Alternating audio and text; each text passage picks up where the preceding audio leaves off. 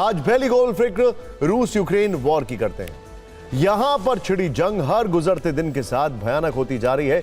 सबसे बड़ी बात जानते हैं आप क्या है? पुतिन यूक्रेनी ड्रोन का जवाब सिर्फ रूसी ड्रोन और क्रूज बैलिस्टिक मिसाइल से नहीं दे रहे हैं, बल्कि वो यूक्रेन पर ग्लाइड बमों से भी हमला कर रहे हैं, जिसे ट्रेस कर पाने में यूक्रेन नाकाम हो रहा है। और इस कॉम्बो अटैक से यूक्रेन में तबाही जबरदस्त देखने को मिल रही है। आपको वॉर जोन से आई कुछ तस्वीरें और वीडियोस दिखाते हैं। 24 घंटे का लेटेस्ट अपडेट यह है कि पुतिन रूस बेलारूस का जो संयुक्त युद्ध अभ्यास चल रहा है उसको देखने के लिए मिलिट्री अटायर में पहुंचे, मिलिट्री ड्रेस में। ये देखें, ज़पाट 2025 एक्सरसाइज में हर सैन्य गतिविधि को उन्होंने करीब से देखा, कंट्रोल रूम भी। यहीं से उन्होंने यूक्रेन पर नए हमले का आदेश भी जारी कर दिया। यूक्रेन में इसके बाद कैसा मंजर दिखा वो भी देखिए। पुतिन का आदेश मिलते ही रूसी सेना ने यूक्रेन के कई प्रांतों में एक साथ अटैक किया है। वॉर रूम से खुद पुतिन की इस ऑपरेशन पर नजर है। रूस ने सबसे भीषण हमला ज़पोरिज्जिया में किया है। वहां रूसी ब्रिगेड ने 100 ड्रोन और 150 बम दागे, जिससे पूरा इलाका दहल गया। ज़पोरिज्जिया में रूसी हमले में 2 लोग मारे गए, कई इमारतें बर्बाद हो गई। ज़पोरिज्जिया न्यूक्लियर प्लांट के पास फिर से बड़ा धमाका हुआ है। इन हमलों के बाद ज़पोरिज्जिया से न्यूक्लियर विनाश की आशंका भी कई गुना बढ़ गई है।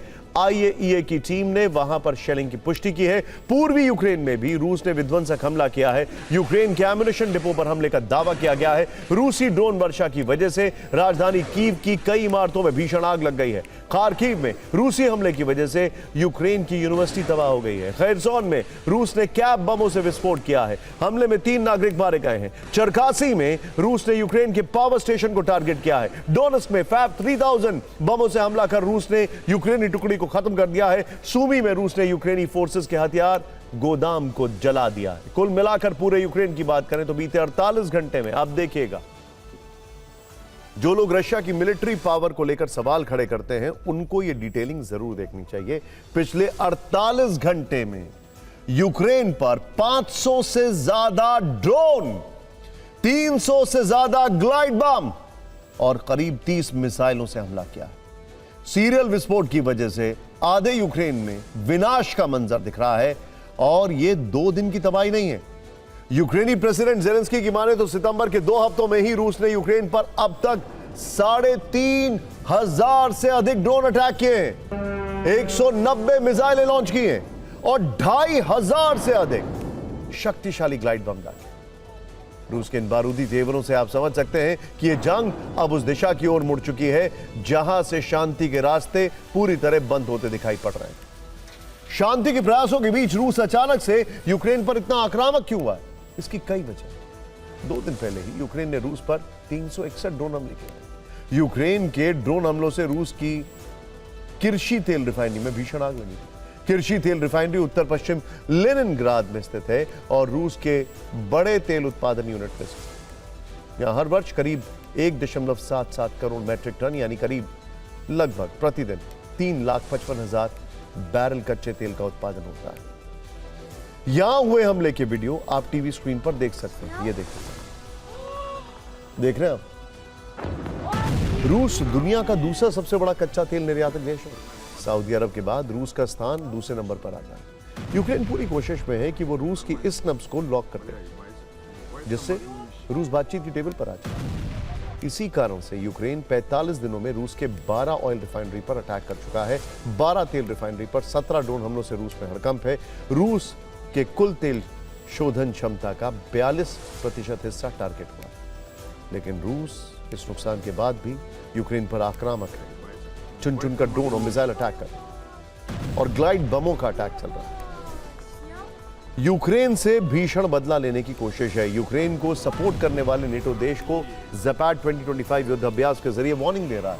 रूस के बाल्टिक फ्लीट का विध्वंसक प्रदर्शन हुआ है। पुतिन ने इस युद्ध अभ्यास पर बड़ा बयान दिया है। उन्होंने कहा है कि यूक्रेन संघर्ष से सबक लेकर रक्षा की तैयारी जरूरी है।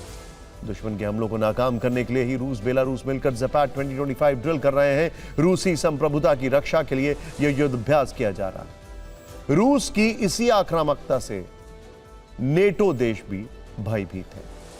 पोलैंड रोमानिया के बाद एक और नेटो देश में रूसी ड्रोन की घुसपैठ की खबरें आई। जर्मन मीडिया बिल्ड में ऐसी खबरें छपी हैं कि ज़ेलेंस्की इस मौके को यूक्रेन के पक्ष में भुनाने का प्रयास लगातार करता है। उन्होंने कल ही एक इंटरव्यू में कहा था कि पोलैंड अभी जंग के लिए तैयार नहीं है। बड़े हमले से लोगों की रक्षा करने में पोलैंड अक्षम है।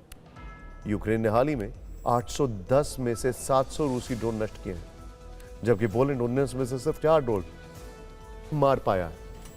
एक बार दोनों पक्षों की ओर से सुनाई दे रही आवाजें आपको समझनी चाहिए। फिर अमेरिका का सच से सामना, युद्ध में शांति लाने के प्रयासों का दिखावा करने वाला अमेरिका ने यूक्रेन को हथियारों का टेस्टिंग ग्राउंड बना दिया। अब आपको रूस यूक्रेन युद्ध में पीस मेकर से हथियार डीलर बन चुके ट्रंप का ये नया दोहरा मापदंड दिखाते हैं, और ये बड़ा स्ट्रॉन्ग वर्ड है, राइट?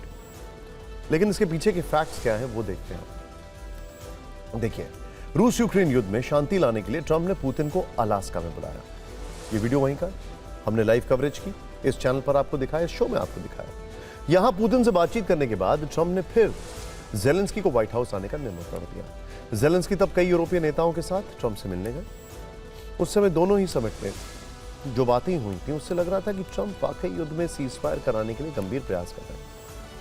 लेकिन क्या यह प्रयास दिखावटी है?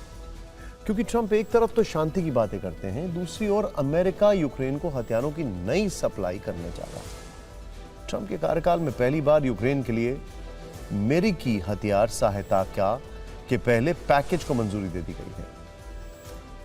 सोचिए, अमेरिकी हथियार सहायता के पहले पैकेज को मंजूरी दे दी गई है। 2 शिपमेंट में यह हथियार जल्द ही कीव भेजे जा सकते हैं।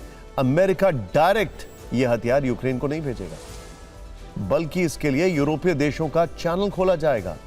सूत्रों के अनुसार इस बार सहयोगियों के साथ एक नए वित्तीय समझौते के तहत यह हथियार सहायता यूक्रेन को भेजी जाएगी। हथियारों की यह big deal 82 crore 50 lakh dollar की है। यूक्रेन को एयर डिफेंस सिस्टम की सबसे ज्यादा जरूरत है। ऐसा कहा जा रहा है कि इन 2 शिपमेंट में यूक्रेन को पेट्रियट सिस्टम मिल सकते हैं। अमेरिका यूक्रेन को हाइमार्स दे सकता है, अमेरिका यूक्रेन को शेल्स दे सकता है, अमेरिका यूक्रेन को ड्रोन्स की सप्लाई कर सकता है। मतलब रूस यूक्रेन में सीजफायर कराकर शांति का नोबेल पुरस्कार पाने का सपना देख रहे ट्रंप अब यूक्रेन को अमेरिकी हथियारों का ट्रेनिंग और टेस्टिंग ग्राउंड बना रहे हैं। इस बहाने अमेरिका हथियारों के मार्केट से अरबों खरबों की कमाई करने की योजना बना चुका है। इसमें इंटरेस्टिंग बात क्या है वो समझिए आप। देखिए, अमेरिका यूरोप को हथियार बेच रहा है और यूरोप की जिम्मेदारी है यूक्रेन को हथियार देने की। तो बिजनेस किसका हो रहा है? अमेरिका की डिफेंस कंपनीज। ट्रंप ने यह एक कंडीशन रख दी है कि नेटो में हर नेटो मुल्क अपने जीडीपी का 5% कंट्रीब्यूट करेगा डिफेंस के लिहाज से। यानी उनको भी पैसा खर्च करना पड़ेगा, डिफेंस बजट बढ़ाना पड़ेगा। वो हथियार कहां से खरीदेंगे? वो भी अमेरिका से।